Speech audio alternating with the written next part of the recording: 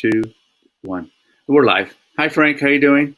What's up? Hi, Noah. Hi, Julia Salata. This is Frank Forza, another episode of Everyman BJJ video podcast. And today, Noah and I are joined by Julia Salata. Julia, whenever I say the name, I love that it has like I call them the power A's. You got the Julia, you got the Salata, you got a whole lot of A's in that. There's name. A lot of Salata, as people like to say sometimes, for sure. It rolls off the tongue. That's it. A lot of Salata. I like it.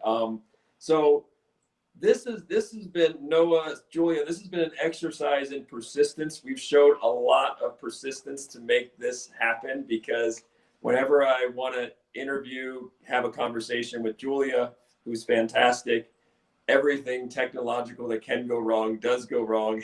We've probably wasted 2 hours just trying to get Julia on video. We had a great podcast. We did an audio podcast, which is out there on one of the podcasts we shot, Julia, that I really enjoyed.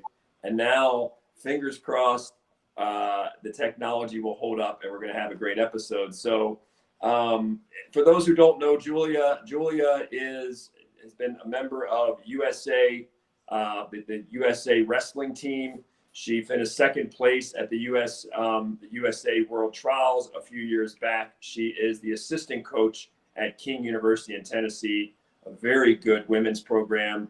And one thing I really love about Julia, there's a lot of other things too. You're an emerging podcaster in your own right. I think you're going to do some much bigger and better things. You're only 27 years old. You're going to do much bigger and better things. People don't know who you are now. They're probably going to know who you are in 4, 5, 6 years. So I'm happy to be there on the front lines. By the way, there's this Conor McGregor impersonator, Marcus Deegan. He lives in Vegas. So this guy's getting publicity in British newspapers and, UFC's interviewing him. I had him first. I was walking around Whole Foods and this guy's walking around looking like Conor McGregor's dad. So I just chatted him up, shot an interview with him, and was the first person there. Hey, dude, you look like Conor McGregor impersonator, blah, blah, blah, blah, blah. That guy's everywhere now. Like Conor McGregor has the guy, like, when they go to the VIP club and they're in the clubs and the guy parties with Conor McGregor now. So I'm like, I had the guy first. I feel like that with Julia. I feel like, hey, I kind of saw it in Julia, the talent, the potential as a personality, not just as a wrestler. And I see it in you, and I know that good things are coming. So we have Julia. Julia, let's go. For people who don't know you, we like to have universal themes. We're talking about every man and every woman, even though we're named every man. We're looking at, we're universal. We like to reach the mainstream too, not just the diehards. And you are unique for, among other reasons, you were training with the boys, training with the guys when, back when there weren't a lot of women on those mats. In fact, you and I have talked about only girl on the mat when you started in high school. Take us back to Michigan, your teenage years, why you got started in wrestling, very brave move, and what it was like to be the only girl on the mat. So I was always a little bit of a tomboy. I was an only child actually, but everyone in my neighborhood were all guys growing up.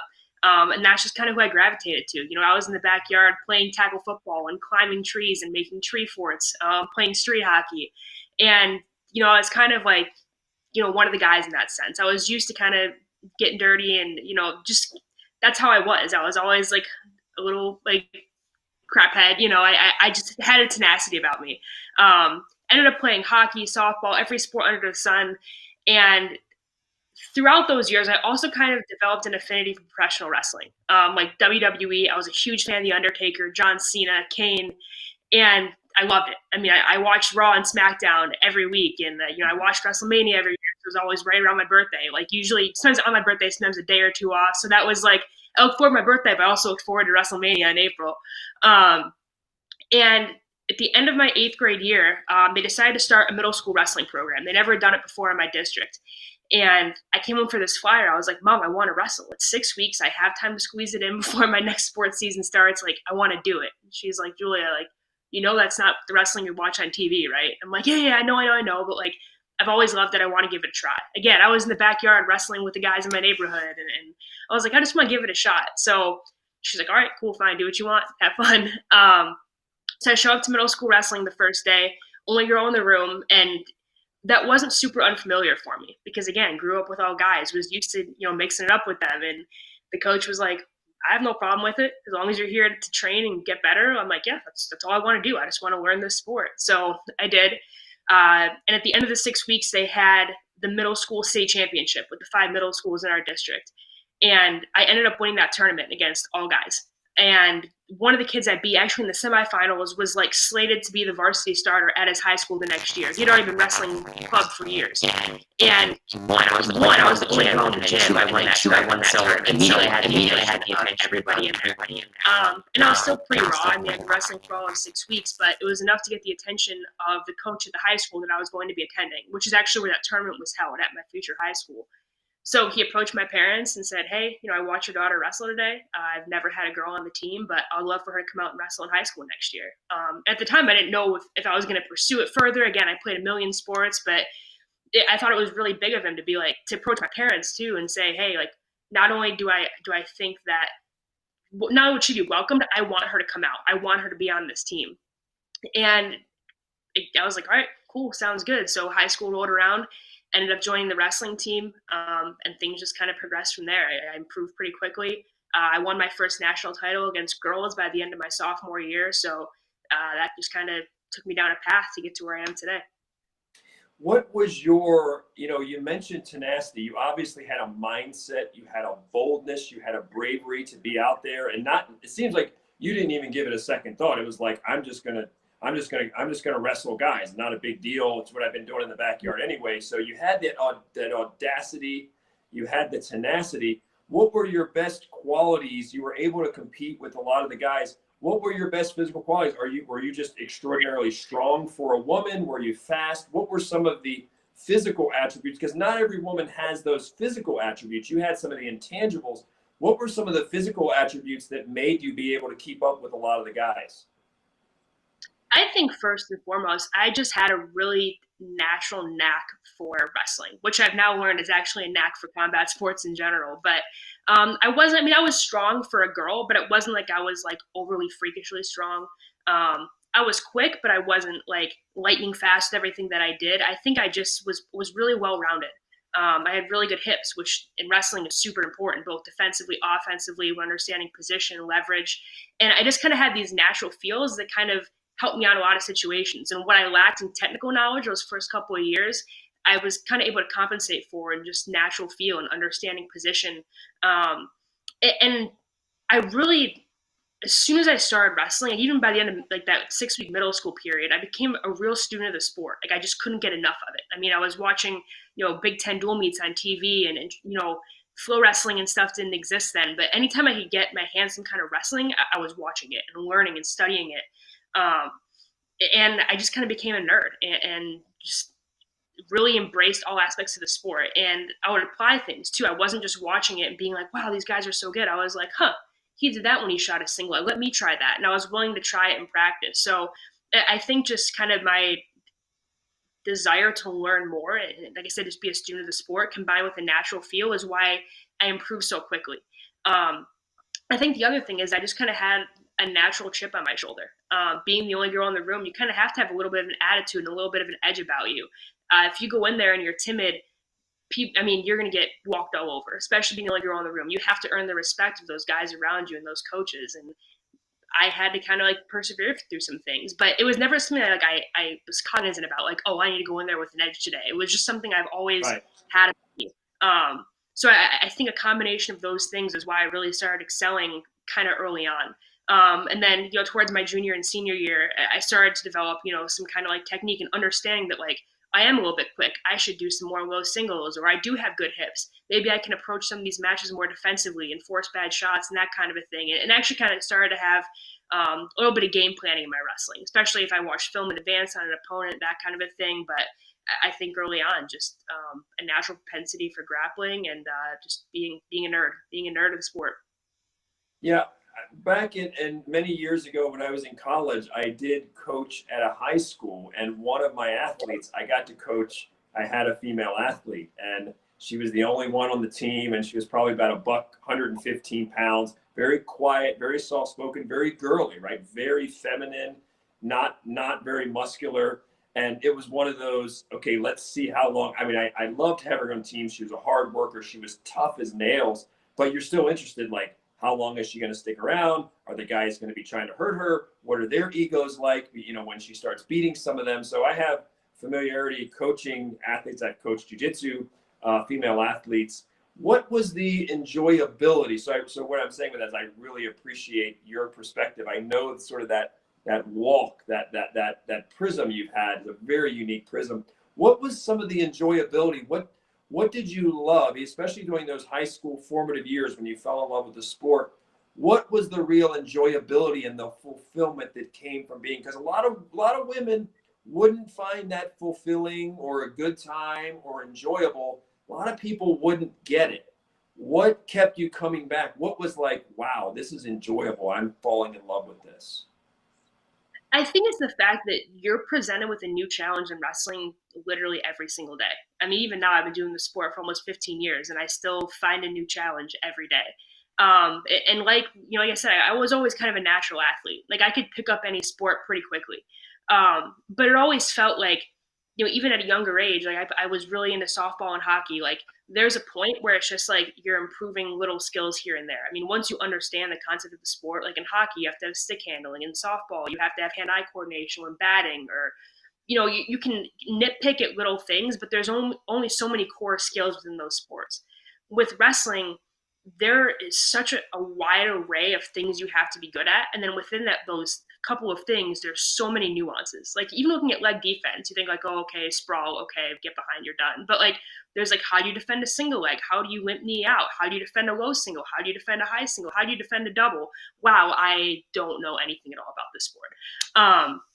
And so it just kind of kept me coming back every single day and being able to get a new challenge, overcome it. Okay, cool. What's the next challenge? Oh, overcome it. Okay, cool. And you can always just really tell where you're at. I mean, then because you apply it right away in live wrestling. So you can like make an adjustment one day, see if it works that day in practice, then come back the next day and see if you got better at it. And it's just you can have tangible ways of seeing improvement. And I really like that. And I also kind of like being bad at things because it means I have something to work on. And there was a lot of things that I was bad at and I'm still bad at. And so to be able to go in every day with the intention of getting better and to actually be able to see those improvements was almost addicting for me. Also, wrestling is just inherently such a challenge. You and I talked about it before. Like, there are some practices where you're in the middle of it and you're like, man, I don't know if I'm going to make it. Like when you're 25 minutes into a grind match and you're like, this is absolutely terrible. But you do make it through it. You make it through it every time. Then you just kind of sit there after like, man, like that was awesome. Like I hated it at the time, but man, that was awesome. I really pushed myself to a place that I didn't think I could even get to, much less conquer it. And I'd never had that in any other sport. I'd never had that feeling of like being in the moment and so unsure of what was going to happen next, or if I was even going to get to the next moment. And that just kept me coming back. And then as I got better and started winning bigger tournaments, obviously I love winning. Who doesn't? And I was doing a lot of winning after a couple of years. So there was that aspect too. But I think the most enjoyable moments for me were in the practice room and in my training, and just being able to see those tangible improvements every day.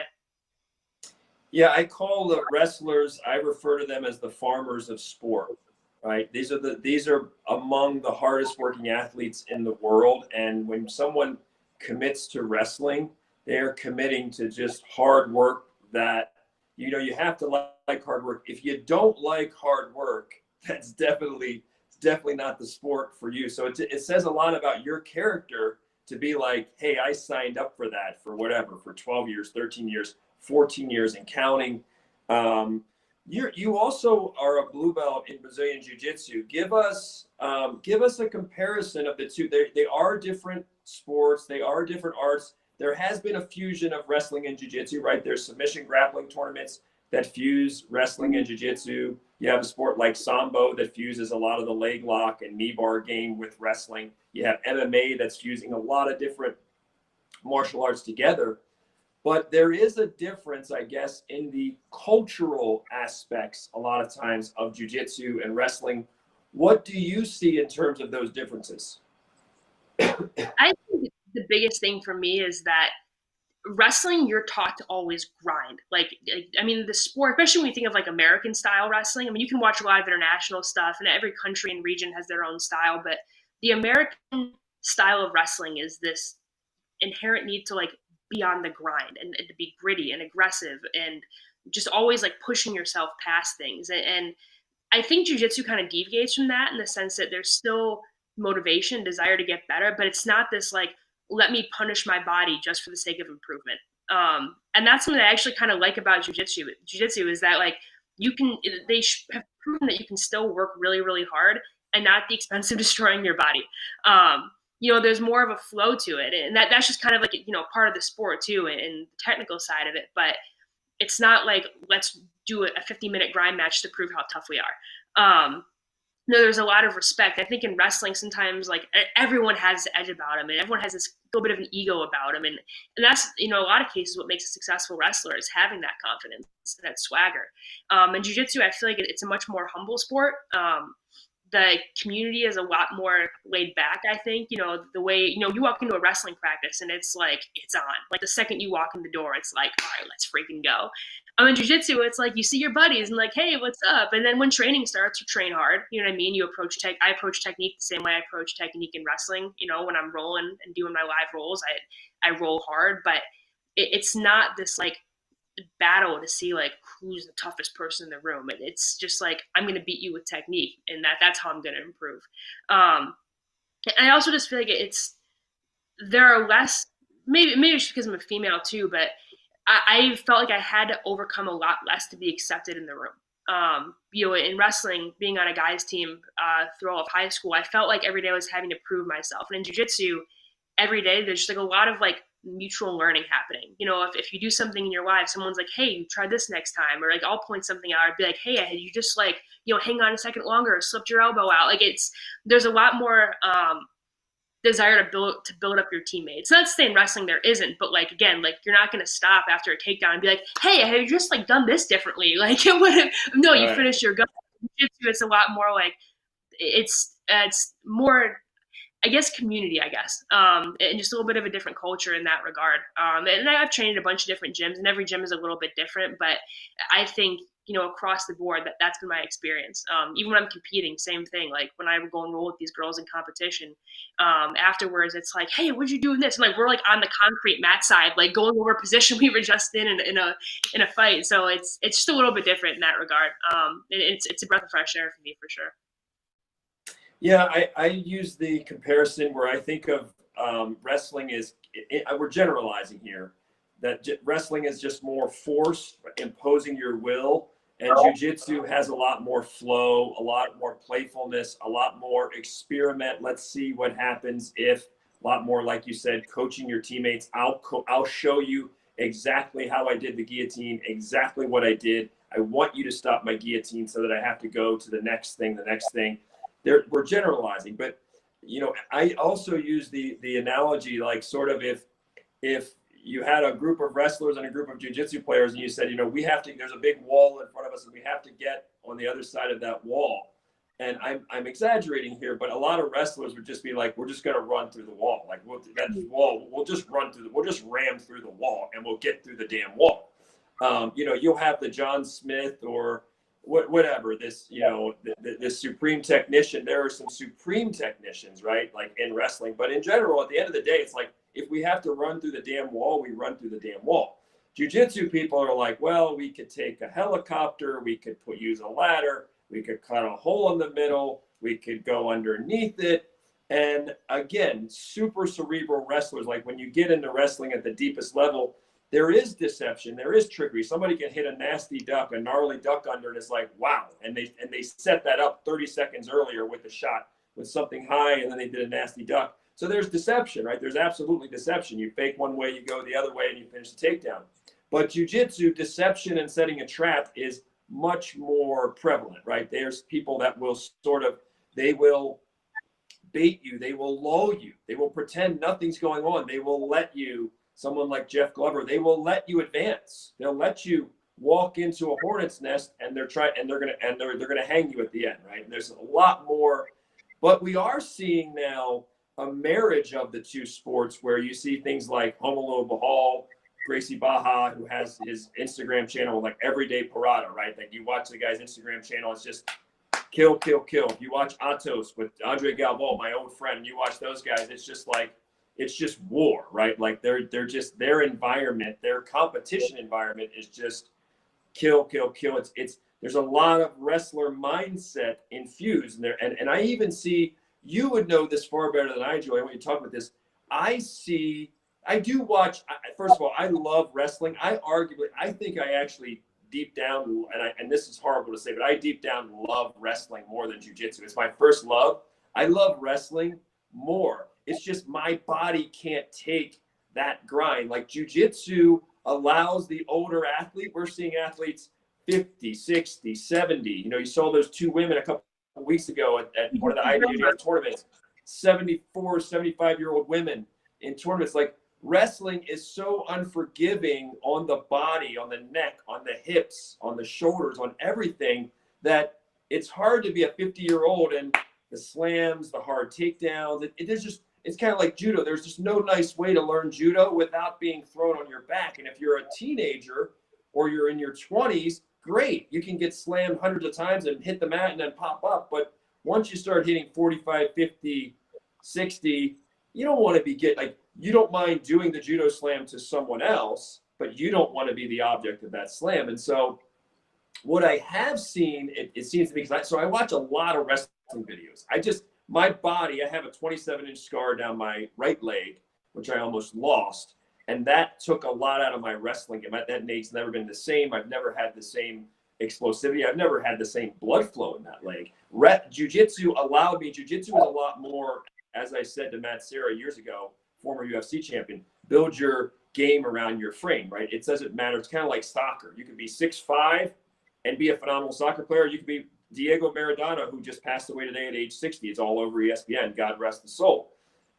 5 foot nothing, right? 5'3", and just trick. And jiu-jitsu is kind of like that, where there's a place for you. You can figure out how to use your body to your advantages. There's a lot more tricks. Not saying wrestling is not, it's just not obvious to a lot of us. There are ways to do the same thing in wrestling. It's just not as obvious, or, it's just not as obvious. So what are you seeing? I watch quite a bit of wrestling videos, not nearly as much as you, but I'm seeing guys, sort of the funk wrestling, like Ben Askren, where people are, someone shoots in on them and they're diving to their back for a split second to get out of things and taking chances that you didn't see 15 years ago, 20 years ago. These were big no-nos, and you're seeing them. And I sometimes wonder, is that jiu-jitsu making its way there? I mean, this brief momentarily back exposure, taking chances. Are you seeing wrestling take anything away from it? It's obvious that jiu-jitsu is taking from the wrestling community. There are jiu-jitsu players out there that are phenomenal. Even Andre Galvo. A lot of what Andre does, I mean, there's a lot of wrestling in his game. We're seeing that. That's obvious. What are the wrestlers, what, if anything, are the wrestlers taking from the jiu-jitsu community in terms of, like you just said too, even if it's not moves, is it a mindset more of build up your partners, a change in the culture? What are you seeing that's crossing over from jiu-jitsu to wrestling? I think, and I guess first, it's funny that you bring up that wall analogy, because that was actually the moment that jiu-jitsu clicked for me. Someone once told me that wrestling is about being taught to go straight through the wall. Jiu-jitsu is about being taught to go around the wall. And that was kind of a moment for me where I was like, oh, got it. So I shouldn't just keep rushing in. And that's why I keep getting triangled over and over again. Got it. Okay, cool. And I started applying that to my wrestling as well. I was like, okay, I've been taught to go through the wall my whole life. What if I start thinking about going around the wall? And like you kind of mentioned, I'm in the older age range of wrestlers. Crazily enough, at 27 years old, I'm the older girl, and I can't do that grind anymore. My training has changed a lot in wrestling. And jiu-jitsu for me kind of started as almost like a recovery workout. I get out of wrestling practice, like cool down, shower, and then I go to jiu-jitsu to like cool down for an hour and a half.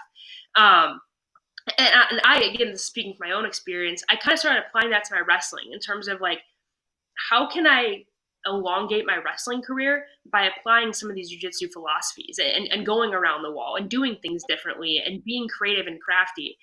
And that kind of started translating in my wrestling. You mentioned Ben Askren, how he's a little bit funky. And Ben Askren was really a generational talent in that regard. I mean, he really made funk wrestling popular. And now you're seeing these kids that are implementing that funk into their game.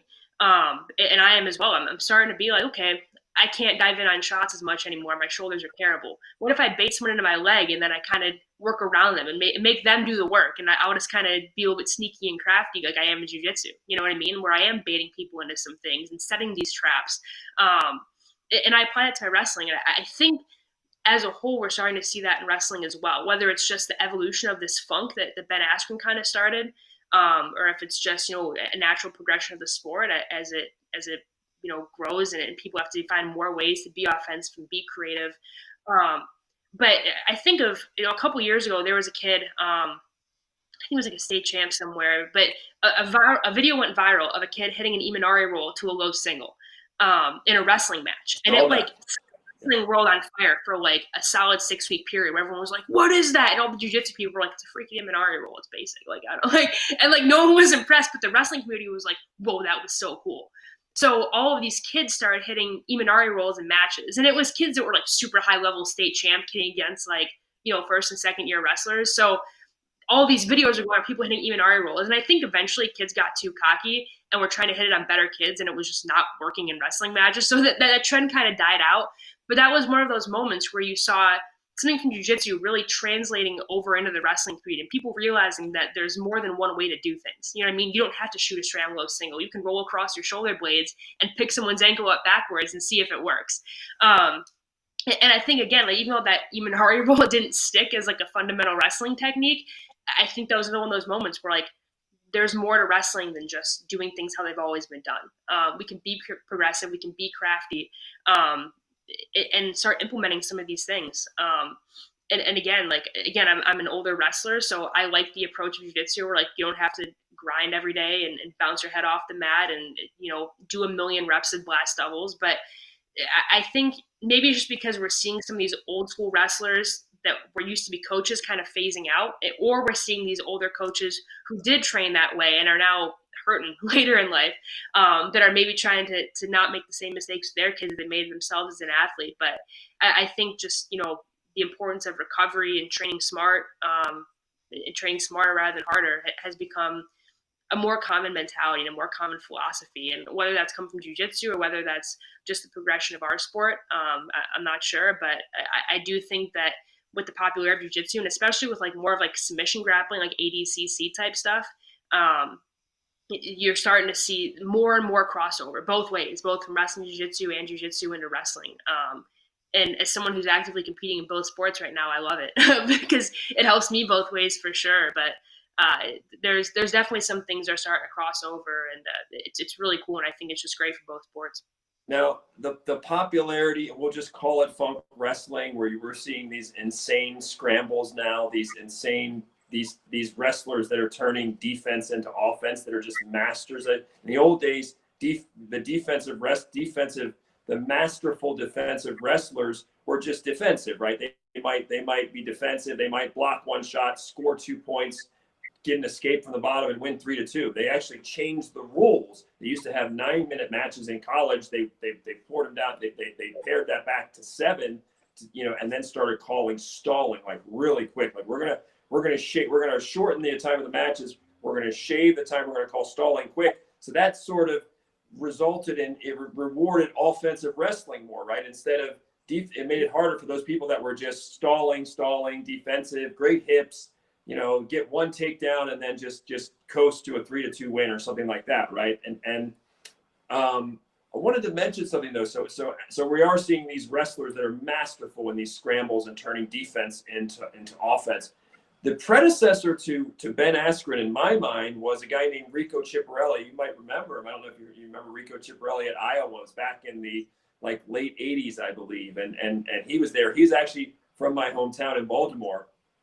And he went to Iowa, and he was very flashy, and everybody loved watching him. He'd have these matches that would be like 15-10 and 15-12 or 20-5. He was just an offensive machine.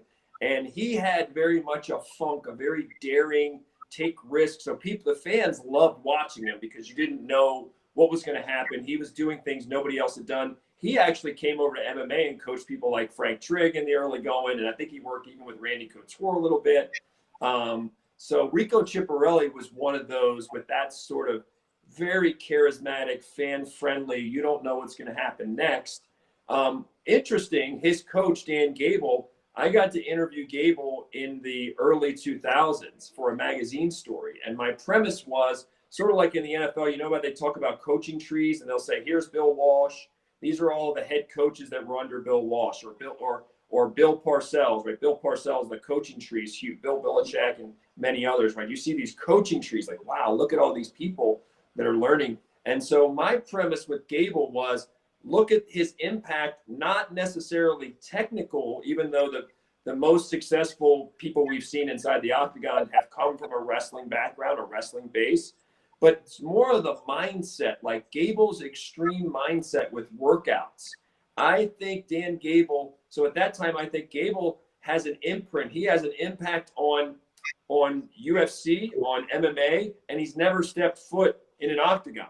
But his mindset, the way that he trained, had a heavy impact on Pat Miletich back there. Pat Miletich back in the day when Team Miletich with Matt Hughes and Robbie Lawler and Jens Pulver and Tim Sylvia and many Jeremy Horn and many others, like they were the stuff back in the day.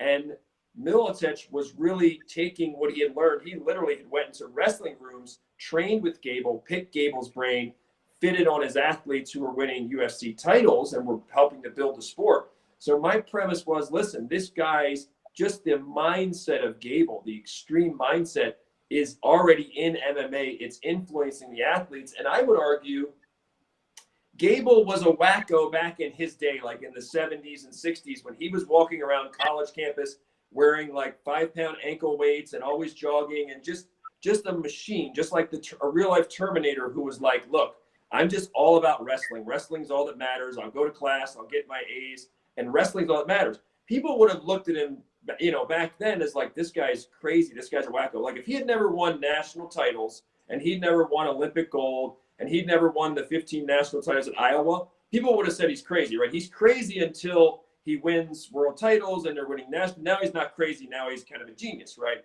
But his extremism, I look now at the culture in America of the extreme athletes, whether they be ultra marathoners, whether they be CrossFitters, whether they be MMA fighters, whether they be wrestlers.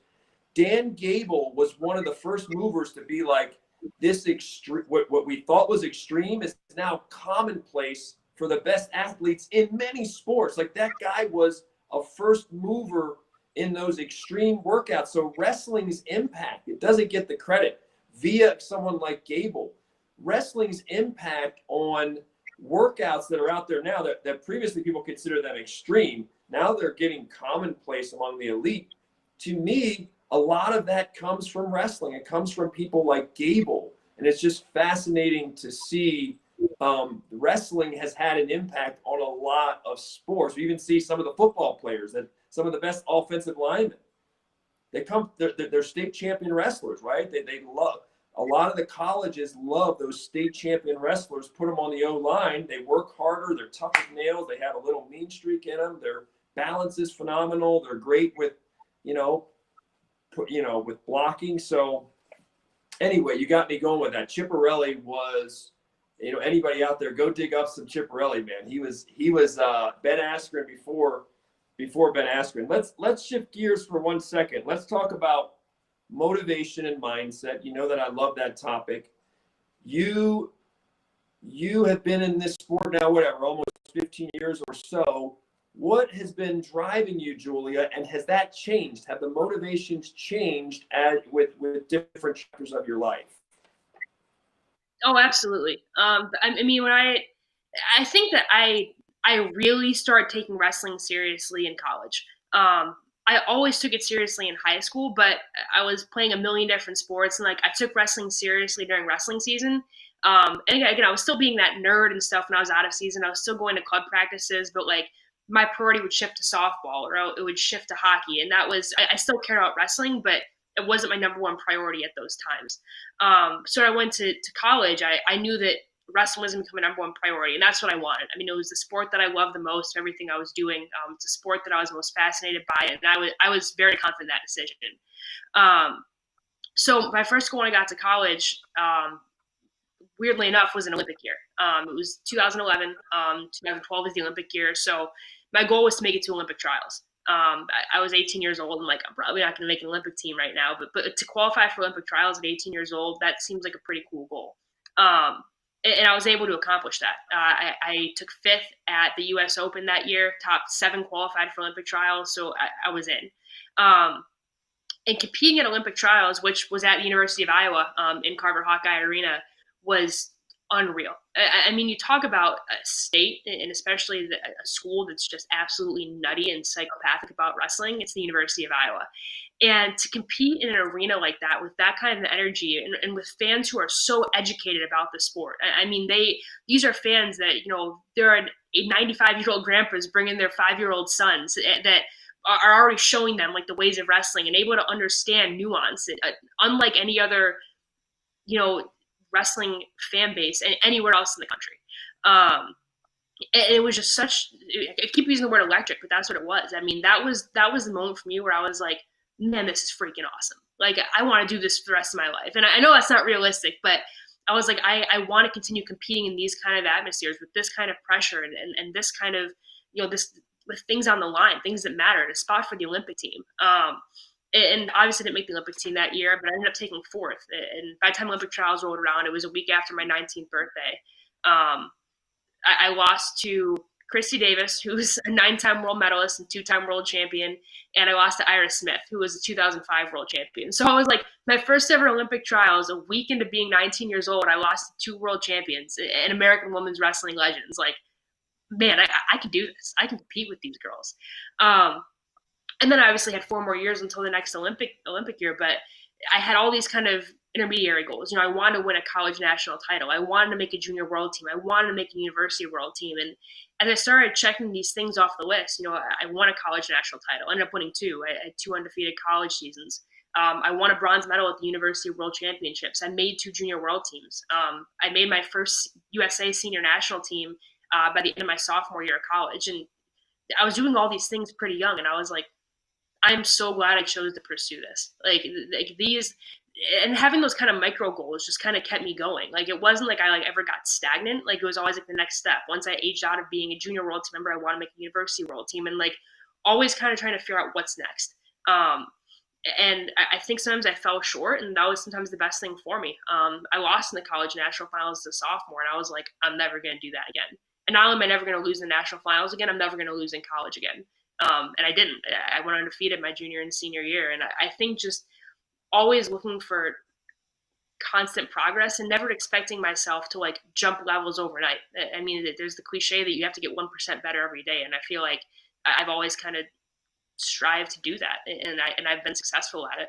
And go back to what we were talking about earlier, like every day realizing that like I'm bad at something. I have somewhere to improve. It's never like, I never go into a day or a training session or a one-on-one without a plan or a goal or a mission. I always know, like, man, yesterday in live, I was not hand fighting well. I have a purpose today. And always having a purpose in every workout, every lift, every cardio session, every sprint, it's for something. And especially now in my last year of competing, this past year actually should have been my last year of competing. I was going to retire after the 2020 Olympics.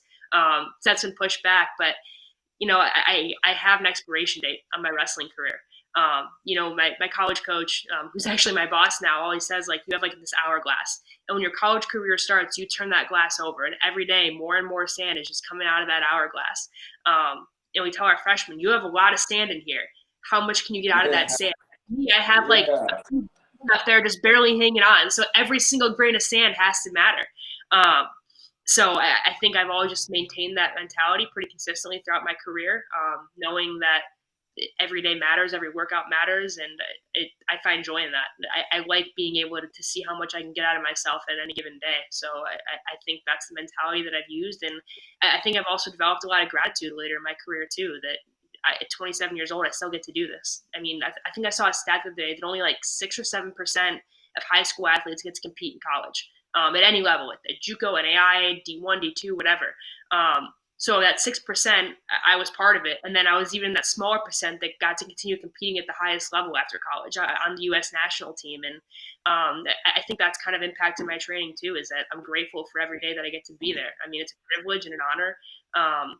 And how many people don't even get that chance to pursue the sport they love at a high level late into their 20s. So I think that's been pretty helpful for me as well, is just understanding that I really am privileged in that regard to still be here and still training. Now, for you to mention Hourglass, Noah, we still love you. Noah is being humble. Noah is such a great contributor to us. He's making sure the trains run on time. I appreciate you, Noah, by the way. When Julia mentions Hourglass, that is so serendipitous. That's like a sign to me. You know, I'm a very spiritual guy. I was journaling Hourglass this morning at 6-something in the morning when I woke up. I have that written down, like, and for you to mention you're a coach with Hourglass, it's like telepathic, like, whoa, that's definitely, I think about that a lot, like how much is left. I'm in an advanced season of my life. Is there still enough time on the clock? Am I too old for this, for that?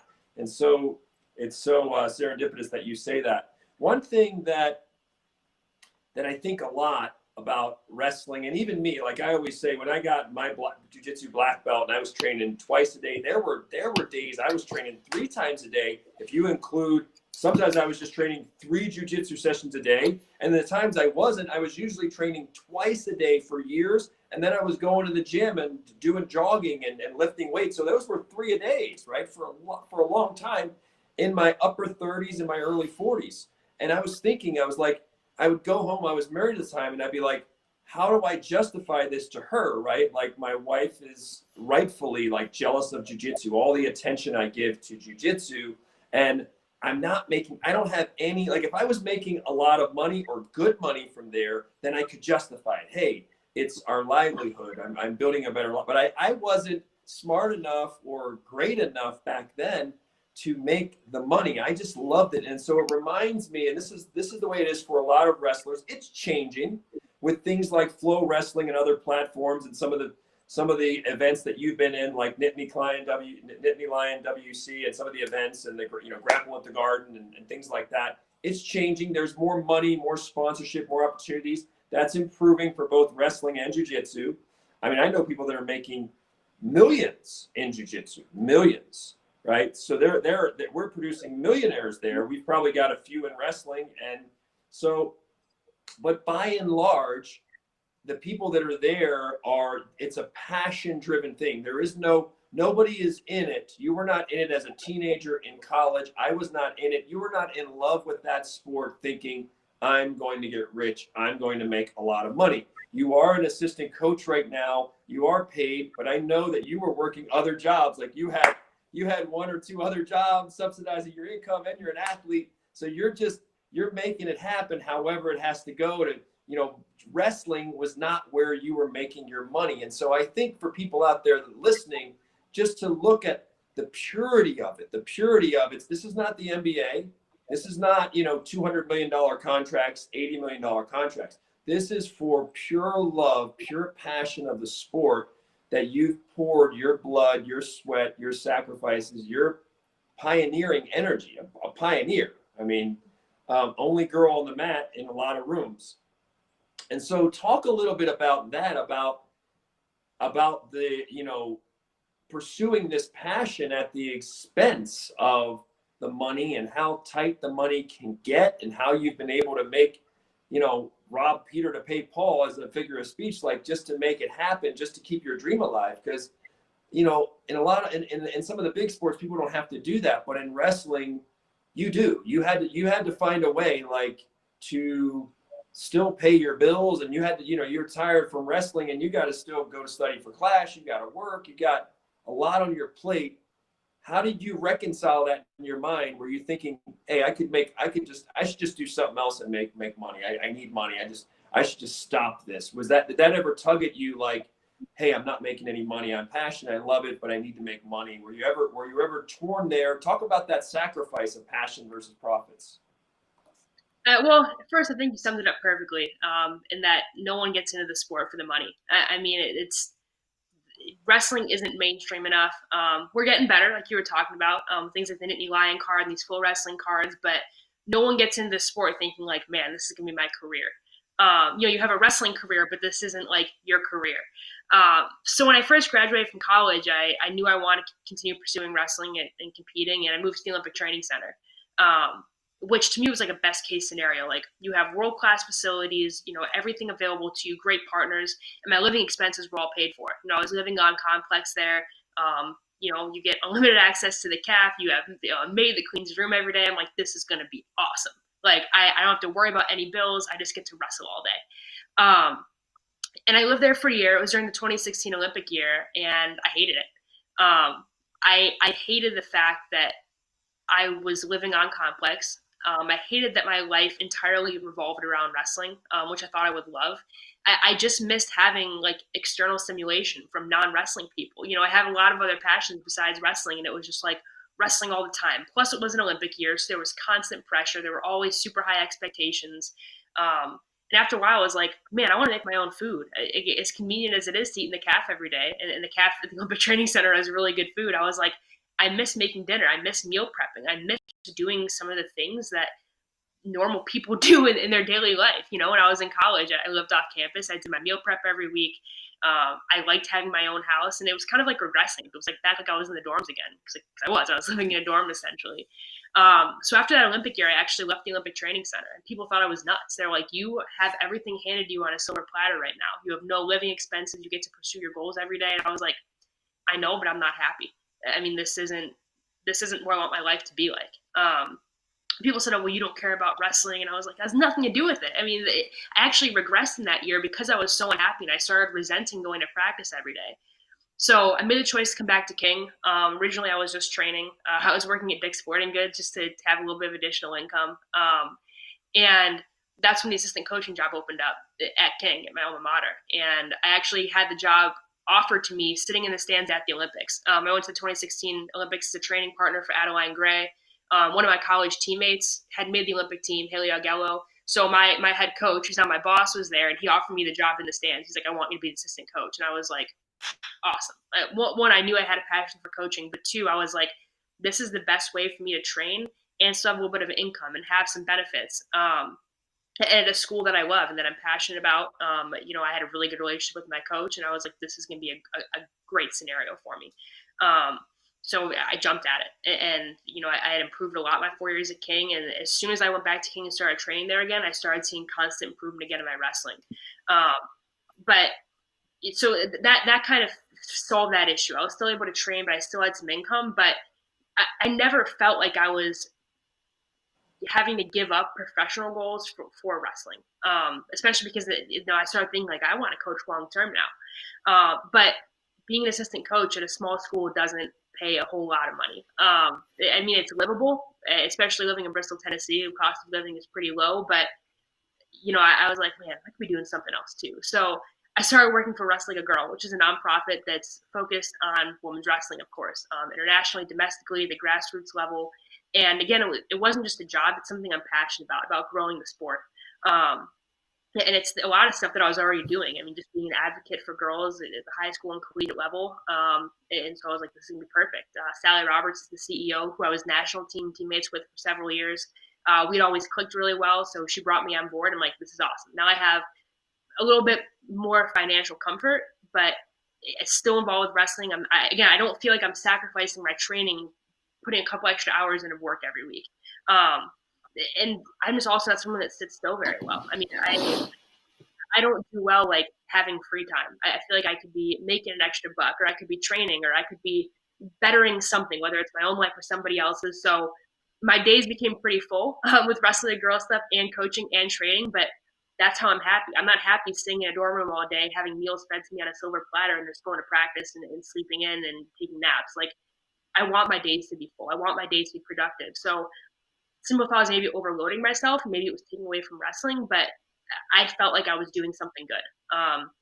The year actually that I won my first U.S. Open in 2018 was the same year that I did my MBA program and finished grad school. So again, people were like, "Why you're wrestling right now? Why are you doing grad school?" I'm like, because I want to set myself up for the future. Like, I don't think that this is attracting. And then I went and won a U.S. Open. I was like, I think I was doing okay there. So I think sometimes I do get told I'm doing too much, or that I'm sacrificing my professional career to continue wrestling, or I'm sacrificing my wrestling training to try to have this professional career simultaneously. But that's how I'm happy. I think that's how I function best. And I've never felt not bitter, but resentful towards my professional goals or my wrestling goals. I think they, coincide very well. I think there's a pretty harmonious relationship between the two. And I think with coaching, I think that makes me a better wrestler. And I think it helps my athletes as well. When I go on these tours to China for a national team training camp, I have my technique notebook and I take pages and pages and pages of notes, and I bring it back to my college girls and I'm like, hey, I think you would really like this, or I think this would work really well. And I'm constantly referencing that notebook. So those things kind of go hand in hand really well. And now I do make, a pretty decent wage doing everything that I do, but it's not because of the things I've done as an athlete, but that is starting to improve. You mentioned the Nittany Lion card that I was on back in September. I got paid pretty well for that. I'm going to be on another card, hopefully the end of December. It's the opportunities are there. And that's actually one of the few things good that's come of COVID, is that you can't have these big opens with thousands of people anymore. They're having to do these smaller cards, but what it's really created is opportunities for athletes to showcase themselves and build up matches similar to a UFC fight card. I mean, you have athletes able to talk trash on Twitter and hype these matches up with, you're not going to a tournament with like, I don't know who I'm going to wrestle. It's like you have one specific opponent in mind that you know about for 2 or 3 weeks. So it's created a lot of really good wrestling, and it's created a lot of good financial opportunities for us as well. So that's, 2020 has been frustrating for sure, but it's actually helped the athletes financially in a lot of ways. So I'm thankful for that can have an income that way as well now. But I'm thankful that I never put aside professional opportunities to continue competing, which isn't for everyone. Some athletes need to just focus on competing, and they can't multitask or compartmentalize. And I think that I'm really grateful that is one of my skill sets, that I can compartmentalize and that I can, I do have good time management, to the point where I actually bartend a couple nights a week too on weekends because I can't sit still very well. But it's a skill that I'm very thankful for that I have. And I think that once I am done competing next year, I'm still going to compete in jiu-jitsu and potentially MMA. But once I do start making that transition, I have set myself up for a professional career. And I already have one foot in the door in that regard. So it's working out for me. But it did take some time to figure out how I function best. And it wasn't just focusing on wrestling 100% of the time. And if that meant I had to work a little bit harder to support myself, I was willing to do that. And it's worked out for me really well. Yeah, you've got that ultra curiosity. You've got extreme versatility. I said multitasking. I felt like you were talking about me too. That's how I am too. I like to have my hand in a lot of different things. You're coaching some of the best collegiate women wrestlers out there. And when you have athletes that have nerves, right? They have nerves, they're battling something, they're inside their own head. How do you deal with that kind of athlete? Obviously, they're all different, but just give us maybe, some general advice you would give to the athletes they're really talented, but they're inside their own head. They're dealing with a lot of nerves. They're dealing with a lot of fear. Maybe they're psyching themselves out. How do you talk to that athlete? Well, I think you have to approach every athlete differently, of course. Every athlete responds to different things, but I think the biggest common theme that we see in our girls is that they start having doubts. They have confidence in their training, but then when it comes time for competition, like, well, what if I didn't do enough? What if I, that one day of practice I missed my lab rate, or what's going to happen? And these again are 19, 20-year-old girls. That's that age range is a time where a lot of young girls start to doubt themselves, not just in their sport of choice, but that there's a lot of outside pressures and things like that. And we tackle sports like a lot. We actually do these things. I call them Friday morning fun meetings, but we have classroom sessions on Friday mornings at 9:15, where we talk about the off the mat aspects of the sport, sports psych and nutrition, and we watch them like ESPN 30 for 30s, but those are the times when we really tackle some of that mental and sports psych side of things. And a big thing that I kind of preach to them is self-talk. And one of the things I always tell them is that if you talk to if your best friend talked to you the way you talk to yourself, would they still be your best friend? And if the answer is no, you probably need to start rethinking things. If if your best friend was telling you like you didn't do enough, man, I should have done that extra rep the other day. Man, like you really dropped the ball on that. Like you'd be like, Don, screw me, get out of here, man. Like but if your best friend is telling you like you did enough, you are a badass, like you do got this in the bag, like that's your best friend. That's who you want hyping you up. So why are you telling those negative things to yourself? You have complete control over that. You have complete control over your thoughts and the way you speak to yourself. And why are you not taking advantage of that? Hype yourself up. Be your own best hype man. I talk about like the stop sign analogy where I'm like, every time you have a negative thought, just picture a giant red and white stop sign in your mind. You know what I mean? Like as soon as you recognize those thoughts, you got to stop.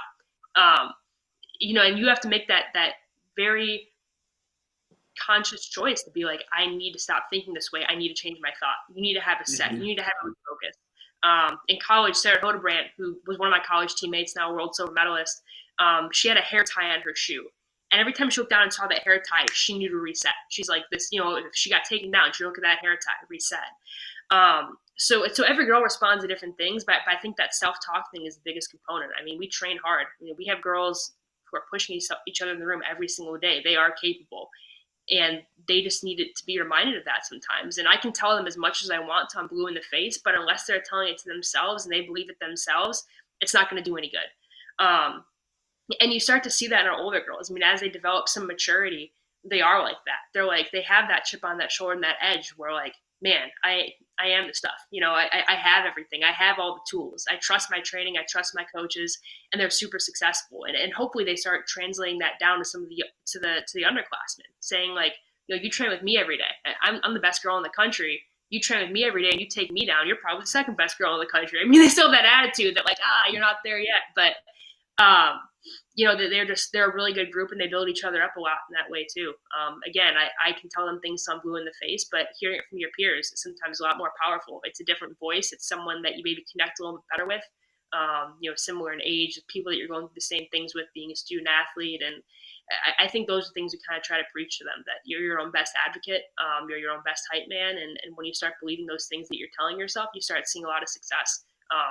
Don't worry about the technical side and the reps and the training. Like, we'll take care of that. You know what I mean? That's our job. But your job is to believe in yourself and believe that you did all the right things. And if you do that, you're going to start winning a lot of matches and a lot of tournaments. And that's a beautiful, I had not heard that. If your best friend, that's a beautiful confidence, self-talk, improvement technique. If your best friend was talking to you like that, they wouldn't be your best friend anymore. Where did you get that? Do you recall where you picked that up? And that's a good one. I think I actually got it from Emma Randall. She used to be one of our national team coaches, has her doctorate in sports psych, and she used to do some sports psych sessions with us. And I think that's where I heard it the first time. She's actually the women's program coordinator at Beat the Streets in New York, but she's phenomenal. I mean, both as a person, she's a great wrestling coach, and really has a lot of good nuggets of knowledge when it comes to sports psych. So I think that's where I picked that up years ago, and I think it's still pretty applicable to just about everyone. I like the stop sign one too. The stop sign one's kind of NLP, like an anchor. Like you had mentioned to me last time when we spoke about Adeline Gray, who's just a phenomenal wrestler. You just love so many things about her work ethic, her mindset. Tell us a little bit about Adeline Gray and what makes her so special. Adeline's biggest asset is her confidence. And I think anyone that's ever been around her for more than 30 seconds would probably tell you that as well. She's just such a great ambassador for our sport and for women's wrestling, obviously an incredible athlete. But when you really get to know her, she really just takes on, you take on a whole new level of respect for her. And there are some people that, I should say don't like Adeline, but there are some people that she maybe rubs the wrong way because she is super blunt and super forward and super confident, which I appreciate in somebody. I mean, someone that is upfront, honest, and you always know exactly how they feel, and has that belief in themselves. I mean, Adeline, I don't even think needs that stop sign because she's never had a negative thought in her entire life. I mean, people can tell her something. Like, we've been in practices, and like someone will give her some kind of like constructive criticism, and she'll somehow turn it into like a positive. And like, Adeline, like, your front headlock needs work. She's like, I know, because my low single is so good, right? Like, it's like, she just has an ability to twist things to make it pro Adeline that it's actually incredible. before the World Championships in 2015, we were working on actually front headlock offense, and she had slammed my face into the mat so many times that my nose was red, like actually red. And she kept telling, she was working with Troy Steiner, who's the brother of our head national team coach, Gary Steiner, wrestled for Dan Gable at Iowa. So that Gable influence again. And like, Troy's like, yeah, it looks good. Alan's like, it doesn't feel right. And Troy's like, well, try this. I mean, I still think it looks good, but try this. Alan's like, I don't know. I'm like, I don't know. My face is red. Like, it's good. And she's like, nah, I think we're done. Like, I'll just work on this next year. And got up and walked away. And Troy's like, did she just say next year? I'm like, yes, she said next year. And if Adeline says she'll work on it next year, it means next year because she's so confident everything else she's doing, she doesn't feel like she needs a front headlock. And like a week later, she won a world championship again. So it's like, that's just how she operates. Is like it never even occurs to her to have doubt. Like to her, that's such a foreign concept that the thought of losing is just, it's quite literally foreign. I mean, she is so convinced that she's the best girl in the world that just becomes like, a self-fulfilling prophecy. I mean, she manifests world titles like nobody's business. I mean, she's won 5 of them. And that's not to downplay. I mean, her physical attributes. I mean, obviously, she's an incredible wrestler. She has the best leg lace in the world, male or female. I mean, it's unreal. But those aren't her strongest skill sets. I mean, it's her mental game and her mental fortitude and her just absolute conviction and her ability and where she stands. And to her, that's firmly on the first place podium, and she's proven that over and over again. Now, Julia, you know her? Have you ever had the chance to ask her about the source of that? Was there a parent? Was there a mentor? Was that just some event, some life event that happened and triggered that? Where she had? Do you know? Have you ever conversed with her about the source of that? Yeah, we talked about it a little bit. So Adeline has 4 sisters. Well, she's one of 4 sisters. Her mom and dad, 4 daughters, all girls. And almost all of the girls in Adeline's family are exactly like that. I'm pretty good friends with her one sister, Geneva. We're pretty close, who's exactly like that. Her other younger sister, Bree, was a Division I soccer player at Air Force. And her youngest sister, Bella, was never much of an athlete, but excels in theater. I mean, that's what she is in college for, a theater kid her whole life. Which, as a former musical theater kid myself, that requires a whole different kind of confidence to stand up in front of hundreds of people and put yourself out there like that. So it's not the same as athletic confidence, but it requires a lot of confidence, if not more confidence. It's performance. Yeah, absolutely. So all of her sisters are like that. And so Geneva's the one I'm also closest to, and she's just like Adeline. I mean, just unwavering confidence, everything that she does. And me and Adeline and Geneva have talked about it. Like, did this come from your parents? And they're like, I mean, a little bit. I mean, her dad's high up in the police department in Denver, and being a cop, and you have to have a little bit of confidence about you too. But it's you meet her parents, and they're like humble, down to earth people too. I mean, there's nothing like spectacular about them in the sense that like they don't like walk around with like their nose up in the air and exude confidence. That might be what you expect, when you meet Adeline. Like, this had to have come from somewhere. But then you meet her parents, and they're just like happy-go-lucky, proud of their daughters. Like, again, like not they're I guess you can call them confident people too, but it's not like it came from them, that it was taught to them. I just think that they raised 4 really strong girls that they probably taught to be independent and to speak up for what they want. And they just kind of took it and ran with it. But I don't think Adeline had one defining moment. I just think it's something that's always been a part of her, that it's just who she is. I mean, you can't teach what she has. You really can't. If you could, I'd be, the amount of time I spend around Adeline, I would be teaching it to every single one of my athletes. But it can't be taught. I mean, it's just, it's inherent, and it just has this intrinsic, thing about her that she just has no doubts ever about anything that she does. I mean, wrestling or otherwise, even in her other pursuits. I mean, it's like I said, she's special. It's pretty incredible. It's John Jones. John Jones very much has that too. He's always had that.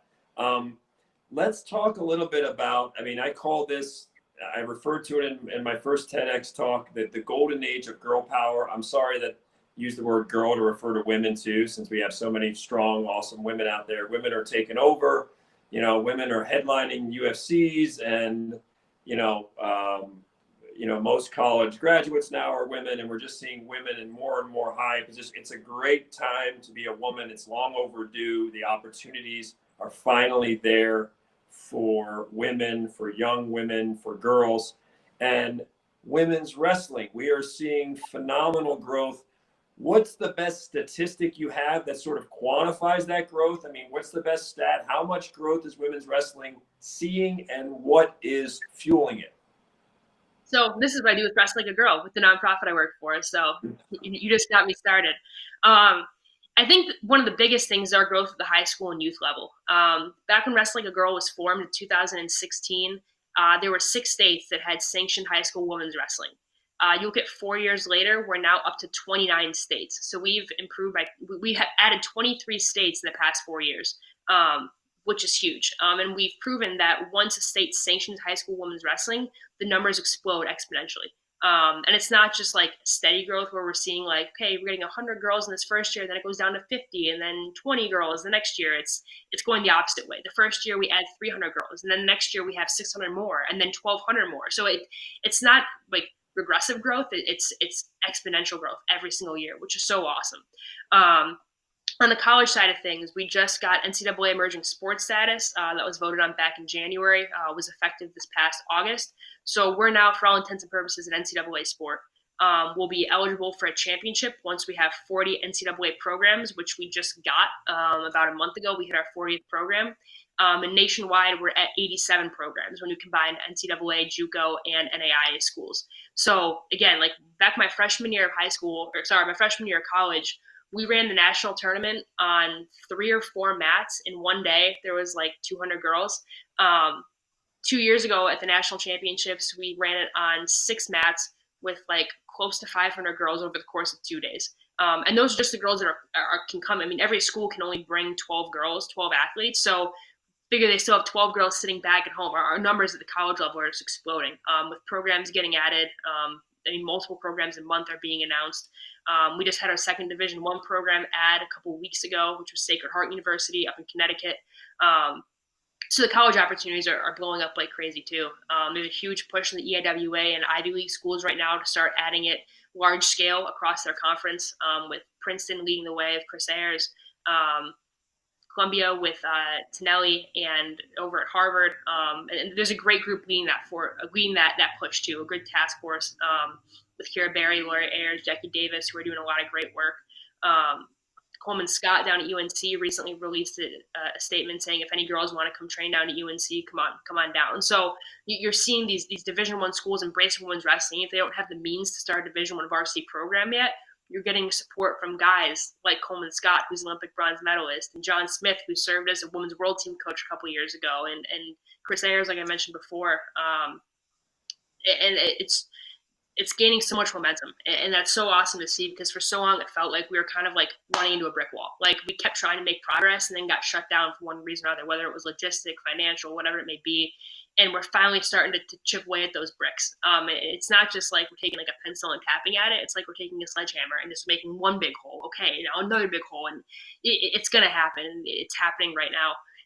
And I think once we transition to a full NCAA championship sport in the next couple of years, that growth is going to start exploding again even more. So it's been a really cool progression to not only watch happen, but to actually be a part of, with all the work that I've been doing with Wrestle Like a Girl, and just to be a part of that movement. I know that we're creating opportunities for girls down the road. I always say that I want girls to have more opportunities than I ever thought were imaginable as an athlete myself. And that's definitely happening. And it's really cool. I mean, the sport can do so much. And our national team coach always says that we always like to acknowledge all of the skills that guys get from the sport of wrestling. I mean, accountability and ownership and autonomy and leadership skills.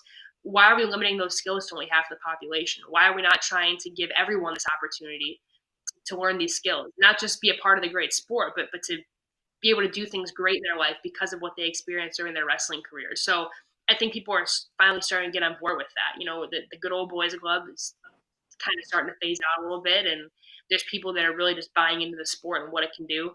People that used to doubt that girls had a place in the sport are getting on board and kind of changing their tune a little bit. So it's not like, we're going to wake up tomorrow and we're going to have 15 Division I schools women's wrestling, but we're getting there. And there's people trying to actively make that happen, and being very intentional and proactive about it. And that's what we need. We need more of those people just trying to do great things. And Our numbers are going to keep increasing. We're going to keep getting more programs, and it's just going to keep rolling from here. And ultimately, with the state of college wrestling right now, I mean, two big programs got been dropped in the past couple of months with Stanford and Fresno State, and it's been said time and time again, what's going to save wrestling, both collegially and at the international level, is women's wrestling. I mean, it's the reason that we got reinstated in the Olympics, and I think that's part of it too, is people are realizing our value, not just, how it benefits the girls, but how it benefits the sport as a whole, and women's wrestling is the way to do that. So we're just going to keep trucking. You just took the words out of my mouth, because that's where I was going. I was sitting here. I went to the University of Maryland to wrestle Division I program back in the early 1990s, had that aforementioned 27-inch scar, which ended my wrestling career, truly broke my heart, truly snatched my identity, truly, if a bus had run me over, man, if a bus had run me over in the weeks or whatever after that, like, I was devastated, right? And back then, there was a war on men's wrestling, and it was pretty much only men's wrestling. They were eliminating programs left and right, and that has continued now for several decades. And what's interesting is now, with this reemergence of women's wrestling, you wonder if that is going to help the men as well, because now you have a counterpoint, right? You need to try to achieve an equal number of male to female athletes, and if you have a women's program, then it might make sense that some athletic director at a college might look and say, well, we have 30 women's wrestlers, 40 women's wrestlers, let's have the men as well. It's just easy to do the numbers. And so is that when you say save wrestling, I mean, it's obviously helping wrestling, it's re-energizing, it's reinvigorating. Do you see that in your crystal ball, Julia, that as the women go up, that may equal saving? We know that there's going to be more women's programs. Do you think that will have a net effect of actually saving some men's programs that might be potentially axed? Yeah, absolutely. First and foremost, and without getting in the nitty-gritty of it, I mean, it helps Title IX stuff. Having equal opportunities for men and women, having equal financial opportunities and scholarship money available for men and women helps any athletic department. You can get into that all day. We can pull up Nancy Hogshead and have her school us all, but that's the first thing of it. But the second thing is that we've been seeing a lot of schools that are either adding wrestling or reinstating wrestling and adding both men's and women's programs.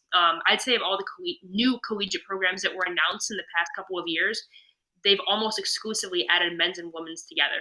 There have been a few exceptions where they only added men's. In the case of Northern Michigan, they actually only added women's wrestling without a men's counterpart. But most of these schools are choosing to add both at the same time. One, Title IX. Two, it's a lot easier to justify adding a sport when you can share facility costs. You're building one facility for two teams. So financially, it makes sense. And especially the case, a lot of these smaller schools, Division II and III and NAI, which is the majority of women's wrestling schools right now, they're all enrollment driven. So if you can say, hey, by adding wrestling, you can bring in 60 new kids between the men's and women's teams, that's super appealing to any one of these small schools that are relying on tuition dollars. And also, one of the pushes we've been making is that wrestling is such an opportunity for socioeconomic mobility. As it stands, men's wrestling is the second highest college sport in percentage of first-generation college students, at 24%. Football is first, I think, 5%. Yeah, so it's 1% behind football, and it's right there, barely. And I don't have the exact numbers. I'm actually sending out a survey in December to get these numbers, but women's wrestling is at least that 24% number, if not higher, which is awesome. And it's there's so much opportunity there because it isn't a sport that requires a lot of fancy equipment, and the cost to participate is low, and there are a lot of not very many barriers to entry, and anybody, any size, any shape, any person can do wrestling. You don't need to be super tall like in volleyball and basketball. You don't need to be 265 pounds to be a linebacker. I mean, you weigh 103 pounds, cool, we have a spot. You weigh 200 pounds, cool, we have a spot. Come on in. So it's a very inclusive sport too. And it's a diverse sport. Again, we're selling these college programs that want more diversity on their campus. Of the current USA Wrestling membership base, there is we have the breakdowns of demographics. So of all the USA Wrestling female card holders, we are 47% non-white. And that's broken up in Hispanic, African American, Pacific Islander, Asian, all that. But 47% non-white is statistically significant. I mean, that's undeniable. And again, I would have to believe at the college level, it's actually significantly higher than that as well. I know my team at King, I have 28 girls, and 16 of them are non-white. So it's a super diverse sport, which I love as well. So we're trying to use all these things as selling points, these college programs. Like, look at what you can do just by adding one sport. It's not a super expensive sport to add. If you already have a men's team, there's no added facility costs. You already have a facility. We have all these selling points, and I just think that it's going to help these universities. I think it's going to help men's programs because we're showing value in wrestling. Even though we're pushing women's wrestling, what we're really pushing is the sport of wrestling and its value and what it can do for people. When we're talking about first generation college students and socioeconomic mobility and all of these things, and it's just obviously I'm biased. I'm super passionate about women's wrestling, if you can't tell, but I just think it has so much value.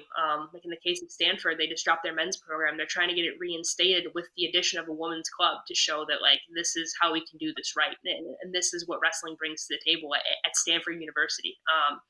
And so like I said, ultimately it's going to save the sport. It's just a matter of getting people to buy in sooner rather than later, and before it's too late. And that we need to stop selling just to wrestling people. Wrestling has a habit of only trying to sell our sport to our pre-existing fan base and our pre-existing supporters, and we need to start getting outside the box and start selling our sport, to the athletic director that's never experienced wrestling, to the administrator that doesn't have any experience with the sport, and bringing in these outside fans. And women's wrestling has the ability to do that too.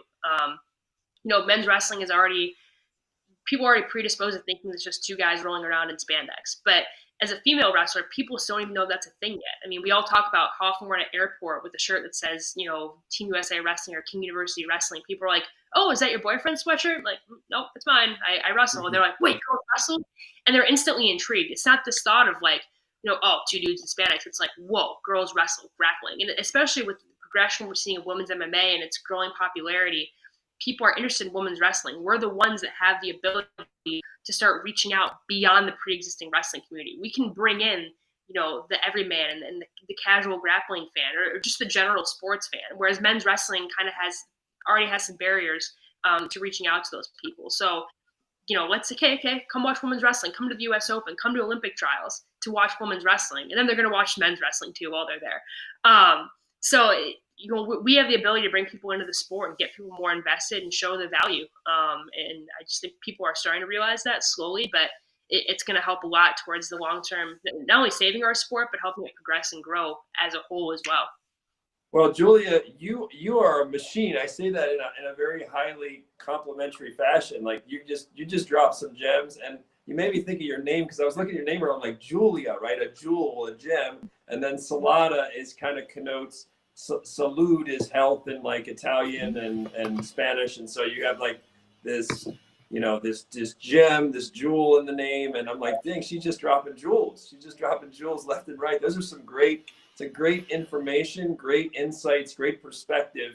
I could go on for another hour. I know we're tight on time now, Noah. Noah, who is my right-hand man, who does a great job. You've been sitting patiently this whole time. I know you got a question or two in you, so I cannot let Julia go. I could talk to you. We'll have you on again, Julia, because you're great. You're a great guest, and you're just full of a great perspective and very timely. Because this is a new day. This is a new day for women, and ironically, this may be a new day for wrestling. This may be the best thing that's ever happened to wrestling, right? I mean, to just rejuvenate it and put some new blood in this new era. But Noah, you, my right-hand man, you've been sitting here patiently. I want to, before we wrap up, I could keep going and going and going, but if you got a question or two in you, and I know you probably do, the stage is yours, my friend. Thanks. It's time, sometimes for some voices to be quiet so that other voices can be heard. And, we're handcuffed by our own language by saying every man to mean everyone. That's a riff off of, an old, go back to your high school English days, and they had the everyman play, which is really meant to be about everyone and inclusiveness. So we get a little hang up on that. As I heard, and I took like almost 10 pages of notes. single spaced. I'm like, I was writing furiously here to learn from you, because as a pioneer in this sport, there's one thing that I want to ask you, and that's when you were at the Olympic Center and you were in that space mentally where you were dissatisfied and unhappy. Um, what in Can you describe the internal resistance you felt for reaching out to your coaches or reaching or speaking up? Because it seems to me like there's a paradox between what you're talking about. You want to project confidence, and you have that outer sense of self, but you have all these internal doubts, and you want to hold them in. Because to me, that's a paradox. You need to be two things at once. Can you speak um, about that topic for me, just real quick? I know we're up on time. Yeah, definitely. I think there are a lot of things that went into it. It was a pretty multifaceted and dynamic issue that I was dealing with when I was there.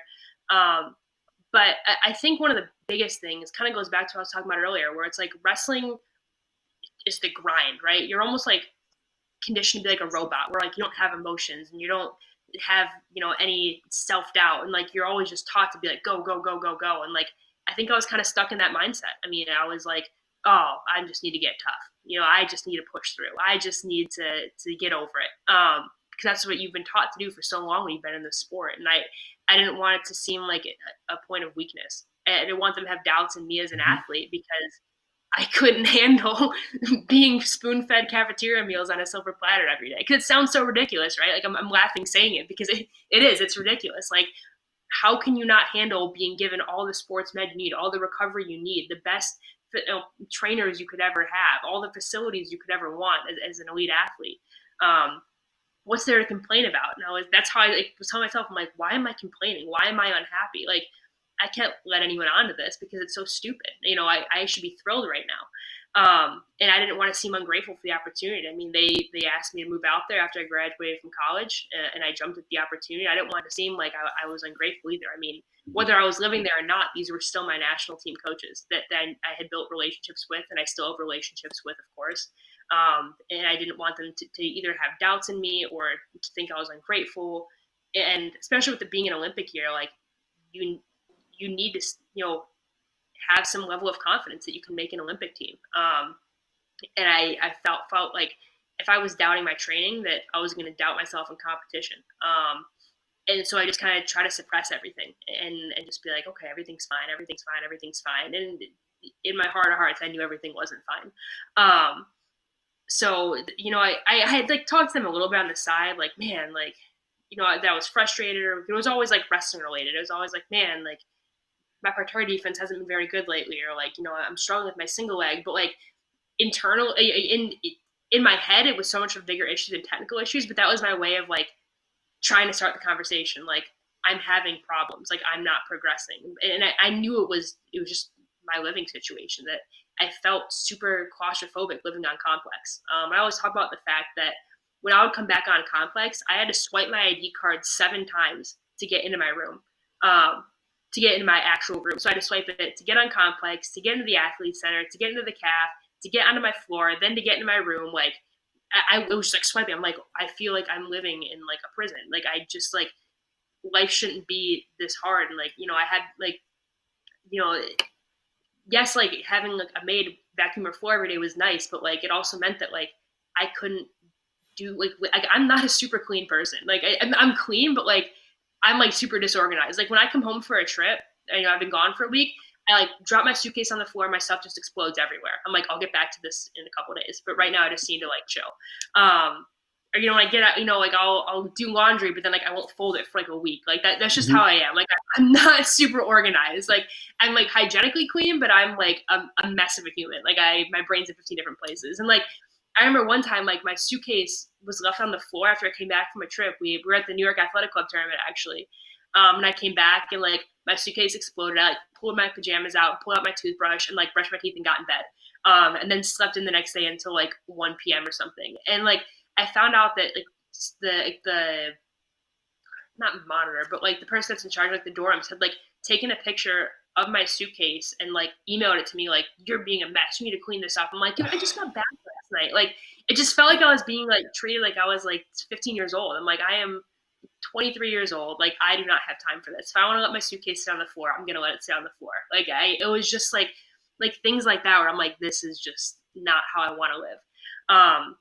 So I did, when I chose to leave, I did end up having a pretty candid conversation with our head national team coach, Terry Steiner, and just kind of laid it all out there and said, you know, it was nothing against the coaches. It was nothing against, you know, the opportunity. Like it was strictly a personal decision. And it was, I mean, it wasn't the best training situation for me. And some people need that. Some people need to just be focused on wrestling all the time and not have outside distractions and just kind of be locked in 24/7.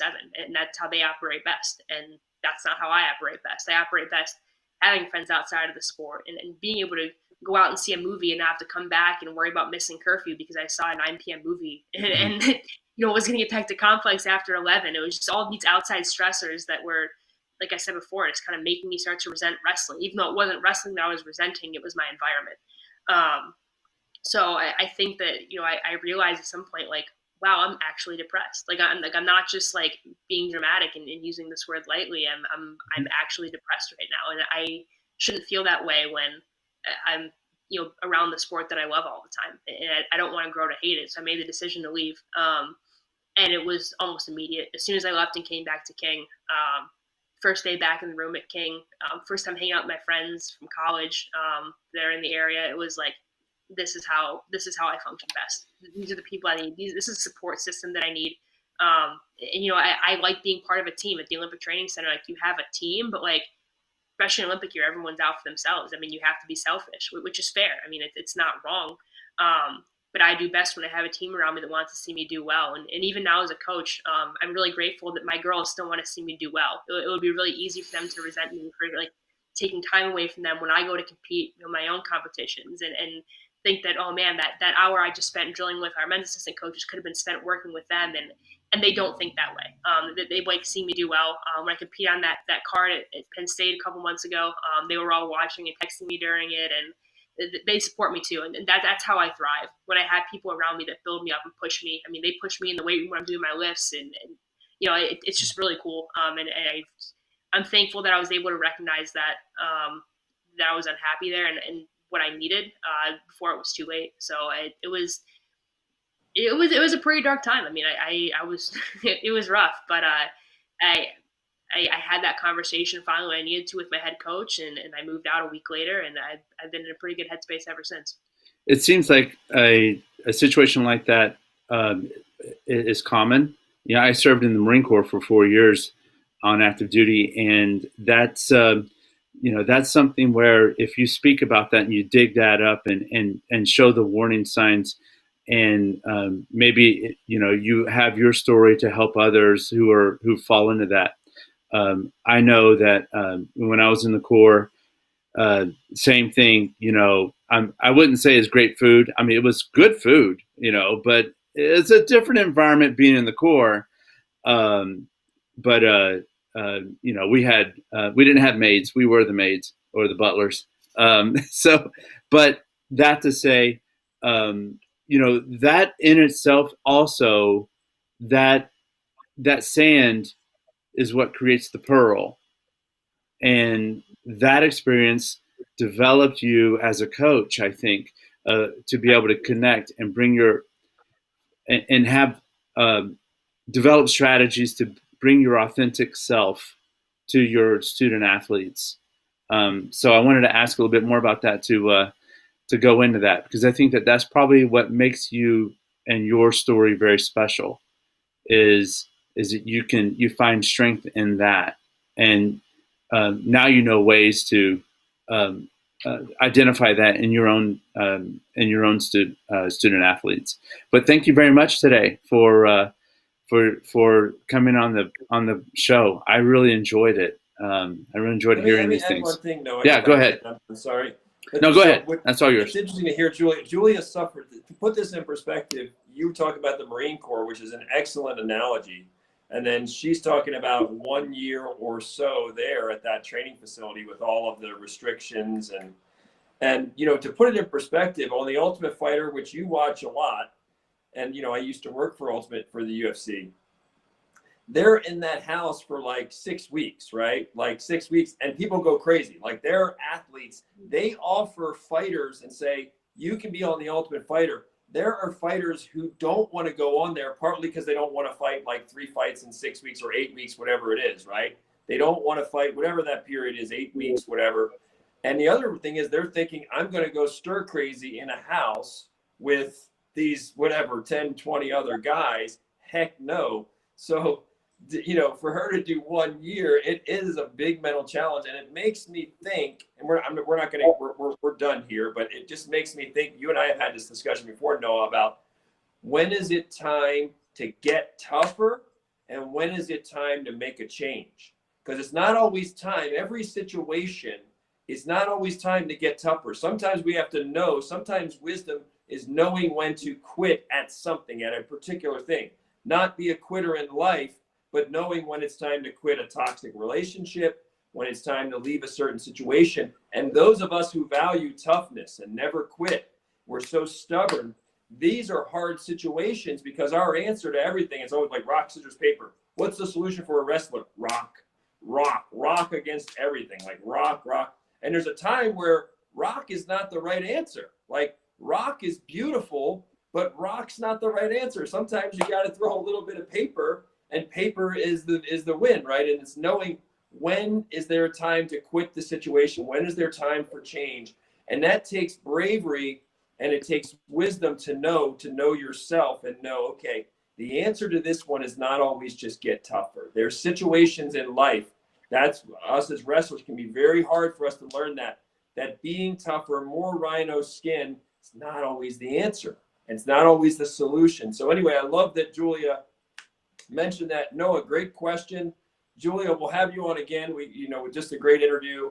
I didn't want to jinx us. We went through without technical difficulties. Our persistence paid off. So yeah, definitely. Happy soon to be. Go ahead, Noah. You wanted to say something? Final thought? Oh yeah, no. The last thing I would say about that, when we talk about the gifts of imperfection, of not being perfect like that, the Japanese have an artistic aesthetic about that, and they call it wabi sabi, and that's the intentional. They'll take a beautiful vase and they will create it with an intentional flaw, because that's how we are as humans and athletes.